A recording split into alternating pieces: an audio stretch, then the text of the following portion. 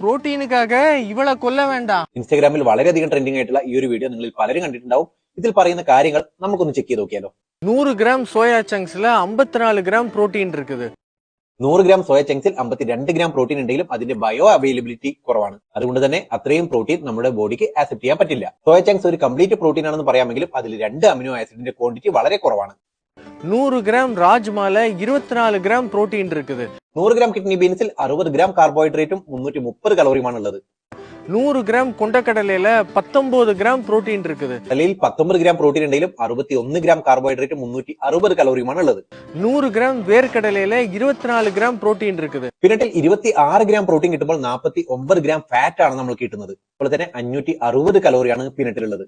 100 gram ഉളുന്തമ്പരുப்புல 25 gram protein இருக்குது. Black ഗ്രാമിൽ 60 gram കാർബോഹൈഡ്രേറ്റും 340 കലോറിയുമാണ് ഉള്ളത്. 100 gram ഓട്സ്ல 16 gram protein இருக்குது. ഓട്സ് നമ്മൾക്കറിയാം ഒരു പ്രോട്ടീൻ സോഴ്സ് അല്ല. ഓട്സിലും 67 ഗ്രാം കാർബോഹൈഡ്രേറ്റും 370 കലോറിയുമാണ് ഉള്ളത്. 30% പ്ലാന്റ് പ്രോട്ടീനും ഇൻകംപ്ലീറ്റ് പ്രോട്ടീൻ സോഴ്സ് ആണ്. അതേ പ്രോട്ടീനേക്കാളും കൂടുതൽ കാർബോഹൈഡ്രേറ്റും ഫാറ്റുമാണ് അതിലുള്ളത്. മാത്രമല്ല എസെൻഷ്യൽ അമിനോ ആസിഡും ഇതിൽ കുറവാണ്. അതുകൊണ്ട് തന്നെ പ്ലാന്റ് ബേസ്ഡ് പ്രോട്ടീനെ നമുക്ക് ഒരു ഫസ്റ്റ് ക്ലാസ് പ്രോട്ടീൻ എന്ന് പറയാൻ വേണ്ടി പറ്റില്ല.